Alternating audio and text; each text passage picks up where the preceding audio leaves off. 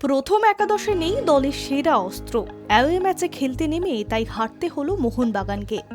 ISL এর সেমিফাইনালে প্রথম লেগের দুরন্ত লড়াই করেও শেষ পর্যন্ত জিততে পারল না শুভাশিস বসুরা।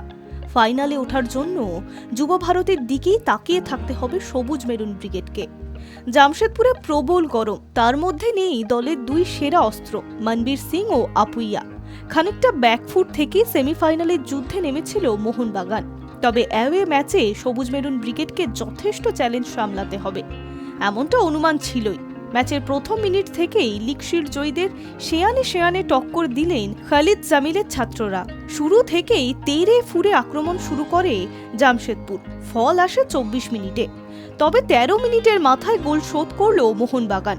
বা পায়ে জেসন কামিন্সের নেয়া ফ্রি কিক সোজা ঢুকে গেল জামশেদপুরের গোলে। চেষ্টা করেও শট বাঁচাতে পারেননি গোলকিপার। দ্বিতীয়ার্ধে খেলা শুরু হওয়ার পরেও দীর্ঘক্ষণ 1-1 ছিল ম্যাচের ফল। ম্যাচের একেবারে শেষ দিকে সংযুক্ত সময়ে জয়সূচক গোল জামশেদপুরের।